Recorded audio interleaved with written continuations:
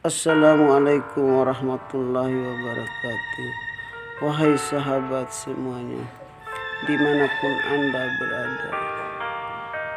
Namun kali ini saya akan menerangkan sebuah kisah-kisah dongeng pada zaman dahulu kala. Saya sudah mengunjungi sumur tua ini, sumur tua yang ada di Desa Sumi, Kecamatan Lambu. Terdapat sebuah sumur tua yang usianya diperkirakan sekitar lebih dari 3 abad. Masyarakat setempat menyebutnya dengan nama Temba Romba,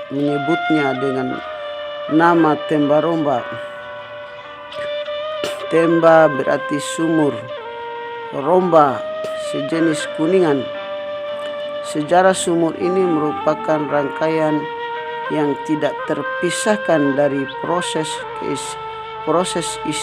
islamisasi di Tanah Bima yang berawal dari Tanah Sape dan Lambu. Bahkan keberadaan Temba Romba ini lebih awal daripada Nanganur, Telaga Cahaya di Desa Bugis, Kecamatan Sape. Sejarawan M. Hilir Ismail menceritakan kedatangan 4 orang mubalik asal Goa, Luwu, Bone, dan Talo di pelabuhan Soro Lopi sebelah timur Lambu pada sekitar tahun 1618 Masehi. Kedatangan mereka adalah untuk menyiarkan agama Islam di Bima sambil berdagang. 4 orang mubalik itu seluruhnya memakai jubah yang dalam bahasa Bima disebut jumba, yang berjubah kuning disebut jumba monca, berjubah biru disebut jumba jauh, berjubah putih disebut jumba pura, sedangkan yang berjubah merah disebut jumba kala. Usaha mereka dalam menyiarkan agama Islam ditentang keras oleh parancuhi dan pemuka masyarakat setempat. Hal itu tentunya atas perintah Raja Salisi yang tidak menginginkan Islam berkembang di Tanah Bima.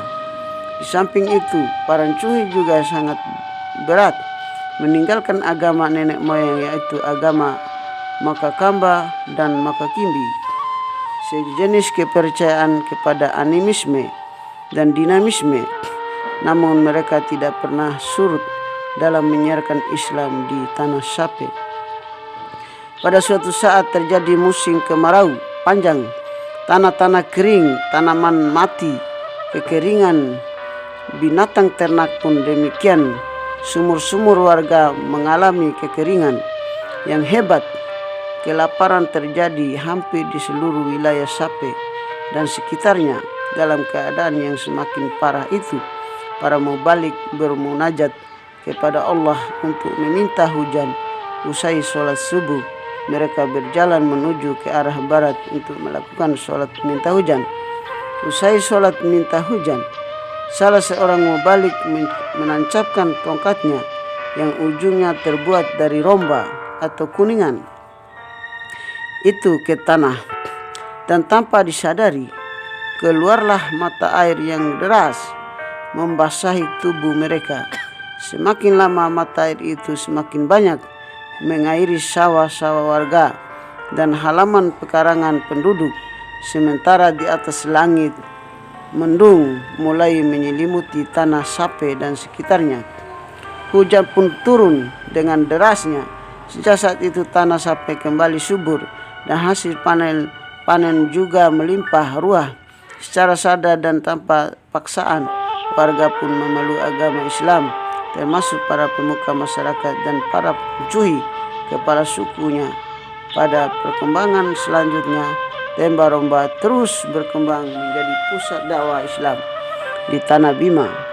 Banyak utusan dari seluruh pelosok Bima yang mengunjungi Desa Sumi dan Temba Romba sebagai wujud rasa syukur atas anugerah yang dilimpahkan kepada mereka serta untuk menghormati jasa-jasa para mubalik itu.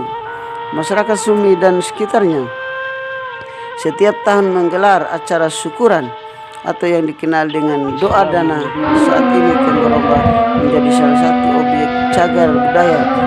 Pemerintah Kabupaten Bima telah menata areal di sekitar Tembaromba dalam rangka upaya pelestariannya, karena mata air Tembaromba hingga saat ini tetap mengalir mengawal perubahan zaman. Itulah sejarah singkat yang dapat saya ceritakan. Assalamualaikum warahmatullahi wabarakatuh.